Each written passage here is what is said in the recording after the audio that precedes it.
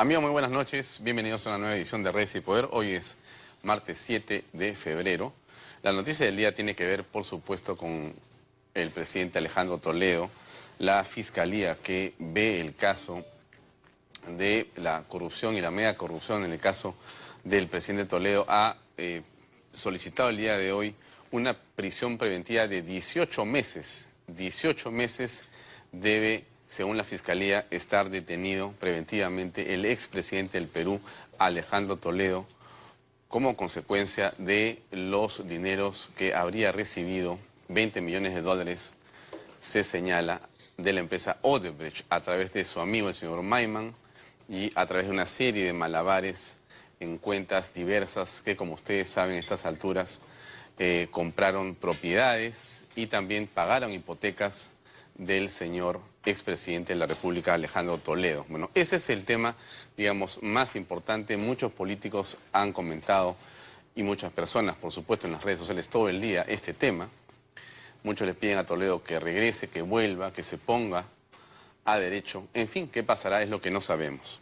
Pero este tema continúa más bien trayendo una serie de aristas y una serie de diferentes perspectivas que las que queremos analizar con ustedes.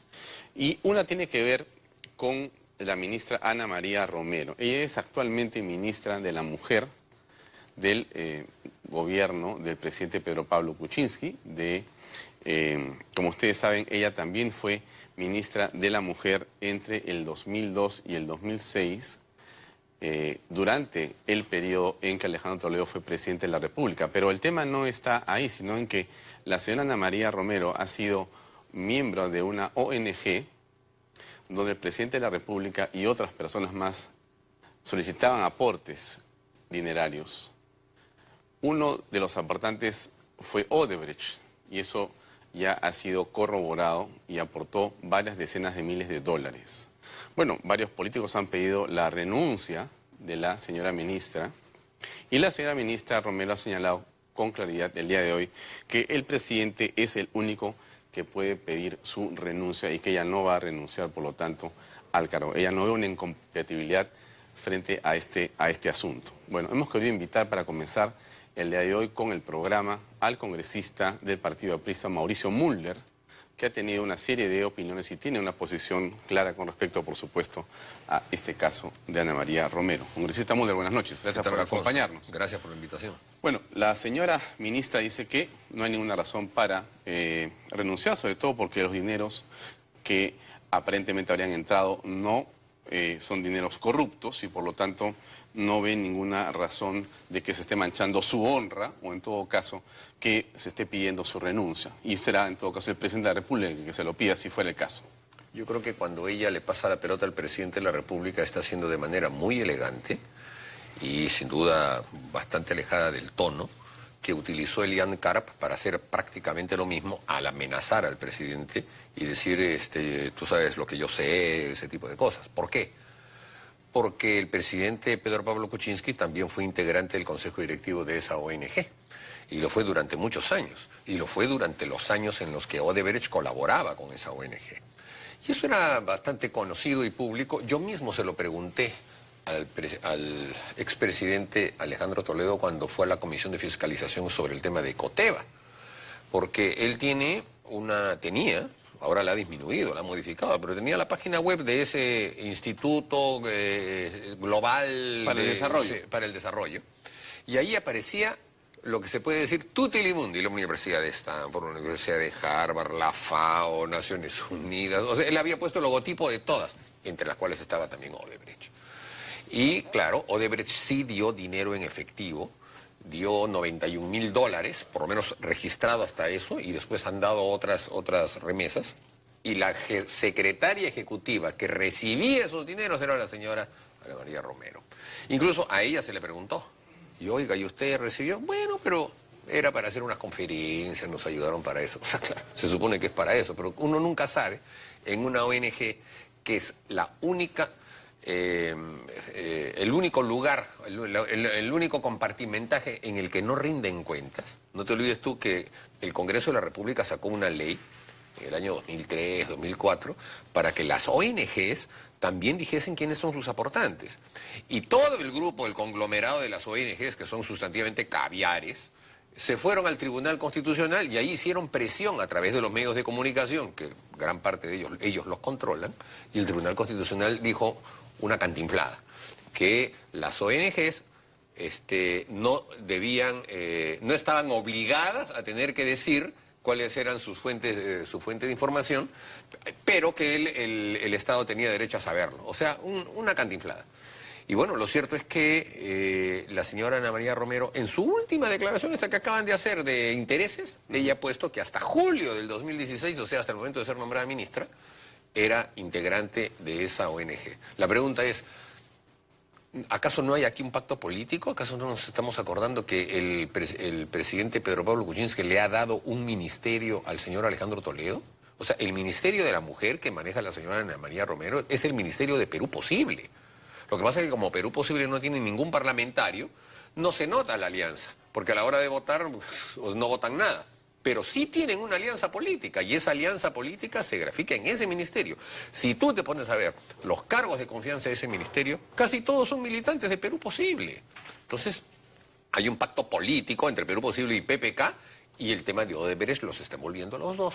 Ese es el gran problema, y por eso es que el señor Kuczynski no la va a sacar, porque él también fue integrante de ese directorio de esa ONG. ¿Qué van a hacer ustedes desde el Congreso de la República? Porque este pedido... Decir la verdad en primer lugar y que el pueblo sepa. Estas cosas el pueblo las tiene que saber. Probablemente no sean delito. O sea, un particular recibiendo de un particular, pero un funcionario recibiendo de un particular ya es para hacerse preguntas, ¿no? Lo cierto es que lo que hay que hacer es que estas personas nos respondan. Y creo que en el caso de la señora Ana María Romero, lo primero que debe hacer no es estar refugiándose en que el presidente le pida la renuncia. Debería poner su renuncia en toda evidencia, porque es claro de que recibiendo dinero de una empresa que ya todo lo que ha tocado lo ha malogrado, es evidente que ser ministra de Estado la tiene que obligar a un acto de decencia a dar un paso al costado. Las pruebas contra Toledo son exageradamente contundentes. 20 millones de dólares que llegaron también para muchas cosas que Toledo hizo durante el periodo 2006 al 2016. No solamente su ONG, sino también su campaña electoral del año 2011. Él tenía un periódico, no te olvides tú, que Alejandro Toledo tuvo durante muchos años el diario 16, un diario manejado solo con dinero que se inyectaba, porque no tenía ninguna venta y se dedicaba única y exclusivamente a insultar y a hostigar a sus enemigos políticos. Eso, ¿de dónde salió toda esa plata para financiar un diario? No es fácil tener un diario, cuesta por lo menos 2.000, 3.000 dólares diarios sacar un diario. Y entonces, todo ese dinero, evidentemente ha tenido un correlato que lo ha beneficiado al señor Toledo y a todo su entorno y a su partido político, sobre todo en las últimas elecciones. Bueno, pero ella ha dicho que no va a renunciar, salvo que se lo pida Pedro Pablo Kuczynski, pero Pablo solamente no se lo pedía. Es que claro, pues, o sea, es a lo que voy. ¿Qué va a pasar? Si Pedro Pablo Kuczynski le dice, usted renuncia por haber recibido dinero de Odebrecht, entonces ella le va a tener que decir, y usted también porque usted recibió el mismo dinero. Es evidente de que ella le está lanzando, por eso digo, en forma elegante, en forma constitucional, le está lanzando la misma amenaza que le está lanzando Elian Karp. Y sobre la amenaza de Elian Karp, ¿es así? ¿Una amenaza? ¿Es una amenaza importante? ¿Es simplemente una, digamos, arma de último momento de la señora Karp? Bueno, ¿tiene algo que esconde? ¿Realmente ella sabe lo que hizo Kuczynski? Mira, al final, ese tipo de amenazas mafiosas que parecen la omertá, ¿no? O sea, el pacto del silencio, la omertá, que es la mafia calabresa, ¿no? O siciliana, son francamente deplorables. Ahora, la señora Elian Karp no se ha caracterizado por tener sindéresis o por lo menos emitir juicios razonados, parece suelta exabruptos, y probablemente sea una amenaza más y no tenga ninguna evidencia. Ahora, si la tuviese y las calla y las usa para chantajear, o sea, como diciendo, bueno, protege a mi marido y a mí, porque ella también debería estar implicada en los procesos. Es cómplice, evidentemente, el señor Alejandro Toledo, y ha manejado prácticamente todas las cosas, ha metido a la mamá, estuvo en las negociaciones de Coteva, etcétera. Pero en fin, eso ya será otro tema.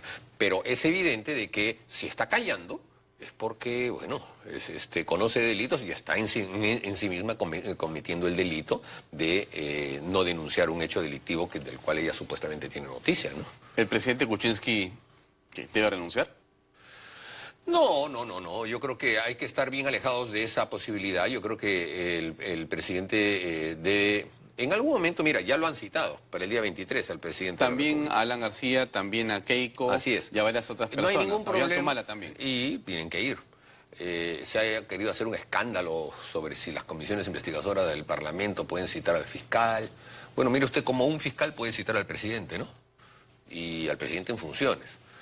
De manera que no hay nada de desdoroso el contar testimonialmente cualquier vinculación o aproximación que uno haya tenido a una empresa que está en estos momentos sometida a una investigación absoluta y total.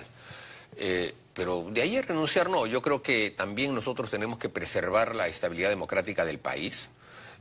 Salvo que hubiera pues una noticia súper contundente, notorísima, de la envergadura de la que ha implicado al señor Alejandro Toledo, evidentemente, ¿no? Cualquier funcionario público que esté en esa situación tendría que hacerlo. Pero yo creo que en el caso del presidente Kuczynski lo que tiene que hacer es dar respuestas. Y sus respuestas tienen que ser veraces, porque su participación en el tema de la interoceánica, su participación como ministro de Economía y como primer ministro para exonerar de SNIP a determinadas obras, sus vinculaciones, etcétera, se tienen que explicar. Ahora, él ya concurrió a la comisión que encabezó el congresista Pari, dio las explicaciones que creyó convenientes, que las repita, que sean ojalá convincentes y bueno, y que siga con el encargo popular que tiene, pero nosotros como oposición no vamos a alentar de ninguna manera que haya una suerte de reclamo ya casi alaraquiento, de que ya que se vaya el presidente, y en otras palabras que se vayan todos. O sea, no nos parece. ¿Pero la ministra Romero sí debería irse? Yo creo que sí. El gesto aquí del presidente de la República es pedirle la renuncia y romper esa alianza con Perú posible. Esa es una alianza que es como atarse una cadena de barco al cuello. O sea, de todas maneras te vas a hundir. Ya ¿qué de provecho le puede brindar una alianza con Perú posible al actual gobierno de Pedro Pablo Kuczynski? Ninguno. ¿Qué va a pasar con el caso de Chinchero? El ministro Vizcarra, vicepresidente también, pero ministro de Transportes, ha sido citado, si no me equivoco, el día jueves 9 a la Comisión Permanente del Congreso para que ustedes le formulen preguntas. No se dio una interpelación que hubiera permitido... Pero se va a llegar. A una pregunta tal en un cuestionario, ¿no es así o sí? Bueno, él ha pedido ir a la Comisión Permanente y hemos acordado, bueno, que venga pues si quiere venir.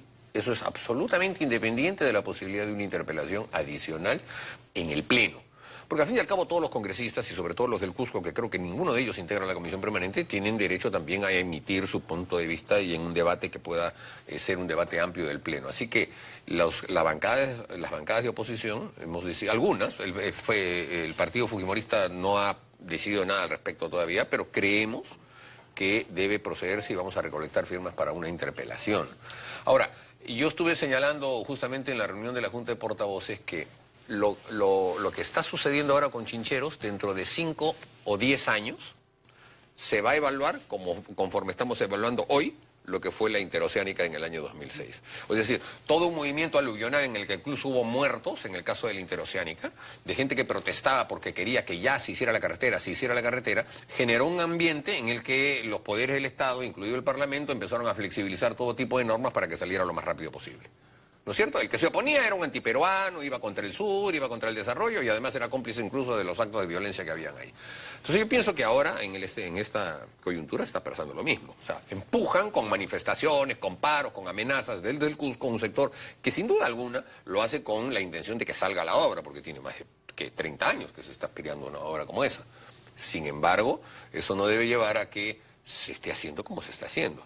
O sea, en el sentido de que antes era una alianza público-privada en la que el concesionario ponía todo y después se cobraba del uso, y ahora termina el Estado poniendo todo y el concesionario simplemente se la va a llevar fácil sin hacer absolutamente nada. ¿Y por qué crees que está pasando eso?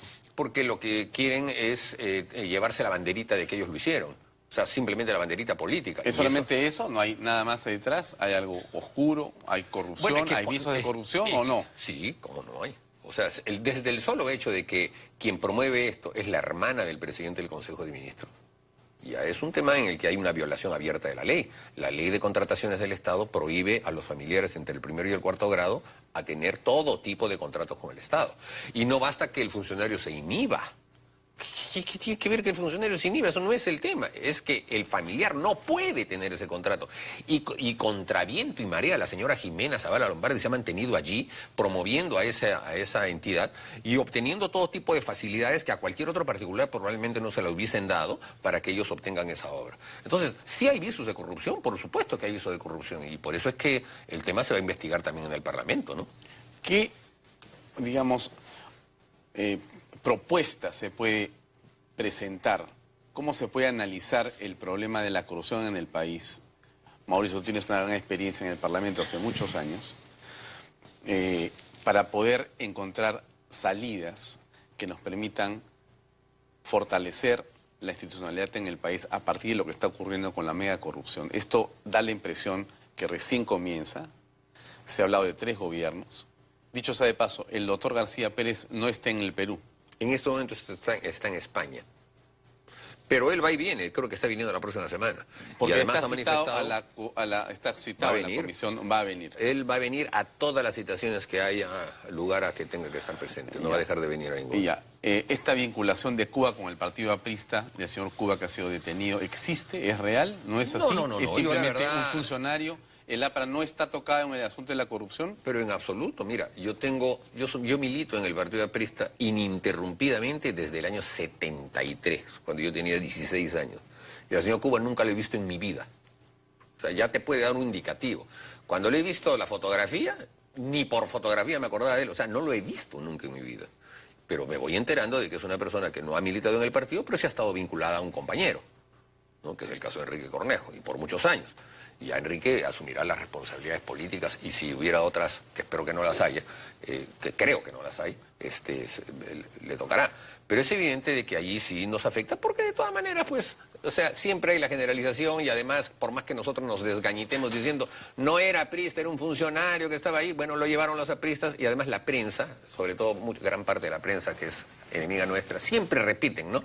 El ex viceministro aprista, y de su pareja también, y de la señora Mariela Huerta también, y del señor Luya también, etcétera, etcétera. Bueno, desafortunadamente cargamos esa cruz, pero hay que separar la paja del trigo. Son personas corruptas que deben ir, sean o no sean apristas, con sus trastos a la cárcel. Y si tienen carnet, peor, porque para nosotros consideramos que es un estigma doble. Por eso yo no he salido a decir, bueno, investiguen a otros. Yo no creo que el pecado de los otros nos haga santos. Al contrario, me parece bien, y yo felicité y vuelvo a felicitar al Ministerio Público de que haya mostrado este tema, y ojalá muestre otros, para que los apristas podamos separar la paja del trigo y saber quiénes son los corruptos que pululan en nuestros locales. Pero tomando el principio de la paja y el trigo, ¿por qué no se aplica ese principio a la señora Romero? Eso habría que preguntarle nuevamente al presidente de la República, porque yo creo que... ustedes son los que la acusan, no el presidente. No, pero en el caso de ella es directo el hecho de que sí manejó ese tipo de dineros, y por un tema de pulcritud en la investigación, siendo el cargo de ministro un cargo que da poder, lo importante es que ella sea parte del mismo, ¿no? ¿Qué opinión te merece esta investigación en la que ahora está incorporada ya Nadine Heredia por el caso del gasoducto del Sur? Ya la Fiscalía ha abierto una investigación contra ella en las últimas horas. Bueno, las agendas, que son una enciclopedia de la corrupción, muestran múltiples reuniones con directivos de OAS, con directivos de Odebrecht, de Camargo y Correa, y con los operadores políticos que venían antes de esas empresas, trayendo a esas empresas, respaldados por el propio Lula. En las propias agendas está también la reunión con el mismo Lula en Brasilia, incluso hasta la hora, el lugar, etcétera. La presencia de varios operadores políticos, el señor Dirceu, el señor Walter Pomar, el señor Garreta, que ya está preso, además con una acusación seria relativa a la campaña en Venezuela y en Panamá, me parece. Son operadores políticos que trajeron a las empresas. O sea, hay que decir que ha habido una política de Estado de parte del Brasil en todo esto, ¿eh? Ellos tenían una necesidad de expandir su presencia en toda América Latina. Lo hacían con el respaldo político del Foro de Sao Paulo, que es una entidad política de partidos de izquierda en la que militaba el Partido Nacionalista incorporado allí. y que empezaron a recibir de la manera más desembosada los dineros que producían las empresas que el señor Lula había ordenado recibiesen dinero por lo bajo a través de la empresa Petrobras, la empresa brasileña. A todas estas empresas de construcción les dio obras a través de Petrobras, empezaron a llenar de dinero, el dinero lo exportaron, lo llevaron a toda América Latina para tener más obras todavía, seguir creciendo de una manera ya incontrolable, y detrás de eso venía el respaldo político que el PP, el Partido de los Trabajadores de Brasil, llevaba a cabo con Lula. Bueno, a ese esquema se introdujo de la manera más alegre en el año 2011 el Partido Nacionalista, como parte de una estrategia del Foro de Sao Paulo de sacar a Chávez, a Hugo Chávez, que era el financista fundamental de la campaña del 2006, para que lo hiciera Lula, que no estaba tan quemado. Pues entonces Chávez se tiró a un costado, Lula se encargaba de dar el dinero, ¿no?, y de promover al señor Ollanta Humala, pero al final era un poco el mismo objetivo. Chávez se dio cuenta que en la campaña del 2006, al apoyar tanto a Ollanta Humala, lo quemó. O sea, porque le quitó, de nacionalismo no tenía nada, al contrario, era un partido venezonalista, no era un partido nacionalista, ¿no? En el 2011 cambiaron de estrategia y dijeron, ahora todo viene por Brasil, pero en el fondo era la misma plata, porque es la misma plata que se manejó entre Venezuela y Brasil. Así que esa investigación, al contrario, me parece que llega tarde, porque ya lo de las agendas se conoce desde el 2014.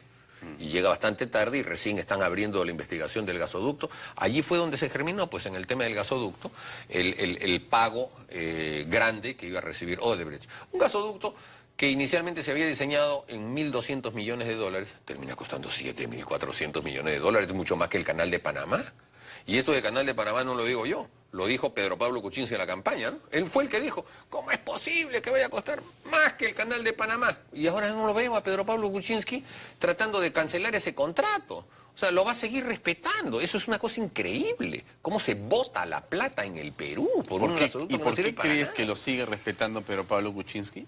Yo no aventuraría una respuesta, porque si no puedo caer en alguna imputación, pero a mí solo me parece que una persona que llega a un gobierno y se amarra a los contratos leoninos que le deja el gobierno anterior, lo hace porque tiene una complicidad. Por ejemplo, los Panamericanos, 1.200 millones de dólares que se va a tirar en nada. Esa plata botada a la basura, porque no sirve para nada a los Panamericanos, los va a tirar. 7.400 millones de dólares en ese gasoducto que podría costar 1.000 para darle gas, y además ni siquiera está garantizada la afluencia del gas a todo el sur. 5.400 millones de dólares en el tramo 2 del tren eléctrico, que va a ser todito subterráneo. O sea, lo quieren hacer como si fuera Nueva York, cuando nosotros podemos hacerlo perfectamente elevado como el tren eléctrico actual, y costaría 4 veces menos. Costaría 1.200 millones. No, va a costar 5.400 millones de dólares. Mira, tú suma nada más, ahí Talara, tienes, ¿no? 12.000. Ah, Talara, 3.400, 3.500 millones de dólares en reflotar una refinería que no tiene petróleo que refinar. Va a tener que comprarse petróleo crudo para refinarlo acá y venderlo en el mercado nacional, y va a salir más caro que comprar la gasolina refinada directa. O sea, ¿por qué el señor Kuczynski se ha amarrado eso al cuello? No lo puedo entender. Él ha debido cancelar todos esos contratos. ¿Tiene miedo de que denuncien en CIADIS? Por favor, si son empresas corruptas. La empresa de Línea 2 del Metro de Lima está haciendo una denuncia al gobierno en CIADI porque no se han liberado los terrenos que se necesitaba tener para la construcción. Ya hay una demanda. Bueno, el Estado peruano tiene que contrademandar en estas cosas, porque si el señor Ollanta Humala fue capaz de hacer todos estos contratos del gasoducto con Odebrecht y empresas corruptas, entonces es perfectamente judicializable al interior de nuestro país que también haya corrupción en estos otros temas, aunque no esté Odebrecht. Aunque en el caso del tren eléctrico esté una empresa brasileña y española, no, es española e italiana, creo que es. Pero no importa, quien ha hecho los contratos es el mismo gobierno de las otras empresas, de los contratos corruptos. Es perfectamente lícito que se tenga la sospecha por parte del gobierno peruano y de todos los peruanos de que ahí también hay exactamente el mismo modus operandi, aunque no se trate de una empresa brasileña. Y por lo tanto tiene derecho a romper ese contrato. Así que yo creo que en este caso le falta pantalones al gobierno y no botar la plata. Mira tú cómo están los hospitales, por Dios. Aquí se está hablando de que se va a devolver dinero del Ministerio de Salud, o el Ministerio de Salud se queja de que quiere manejar el INEM, no puede manejar un hospital, y la plata la botan en 1.200 millones de dólares en un Panamericano. Eso es lo que revela, o sea, no revelar de mostrar, sino revela de rebelión, el espíritu nacional de cómo se bota la plata en nuestro país, ¿no? Dos cosas finales. Una, te preguntaba yo por el hecho de cómo es que se va a poder pasar sobre no dejar de resolver el problema de corrupción, sino qué lección se puede comenzar a extraer, porque no puedes parecer al país hasta que termines de cancelar a todos los corruptos. Esto puede demorar 6 meses o 1 año inclusive.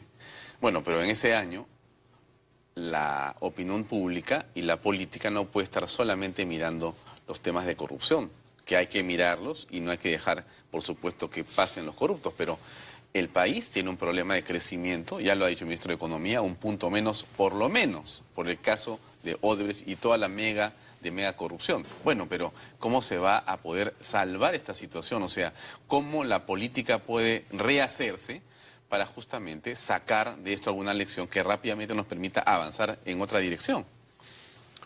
Bueno, es bien complicado porque en nuestro país, como en muchas partes del mundo, ¿no?, existe la tendencia a la generalización siempre.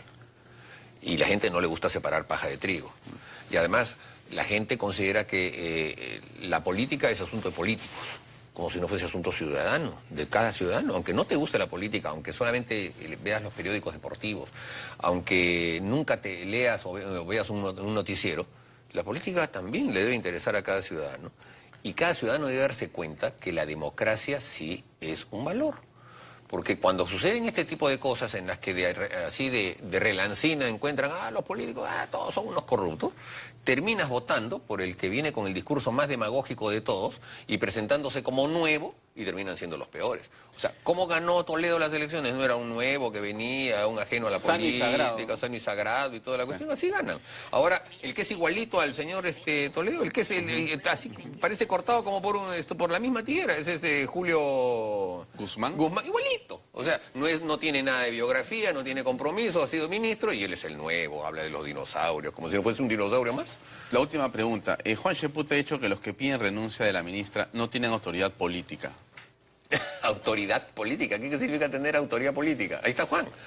Autoridad política sí la tenemos porque hemos sido elegidos y esa es una autoridad política para poder decirlo.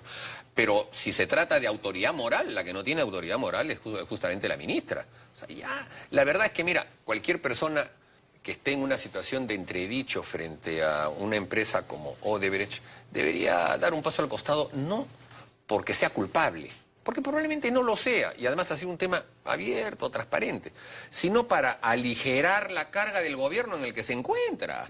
O sea, si la señora da un paso al costado, y ya por último, si quieren amarrarse a Perú Posible, pongan otro Perú Posibilista, pues, pero que no tenga que estar contestando de dinero que haya recibido de una empresa que está tan cuestionada. Y entonces se liberan de esa carga política. Pero no se entiende por qué razón el gobierno sigue cargando con eso como si fuese una responsabilidad propia. Será, te vuelvo a decir, por la especulación de que el señor Pedro Pablo Kuczynski también integró esa ONG como miembro de ese consejo directivo durante varios años. Y espero que eso no sea algo que lo ate a una circunstancia de mantener ese tipo de alianza, ¿no? Gracias, Mauricio, por acompañarnos. Gracias, muy amable. Amigos, una pausa comercial muy breve y regresamos con Juan Cheput, que va a estar con nosotros también aquí en Redes y Poder. Permiso.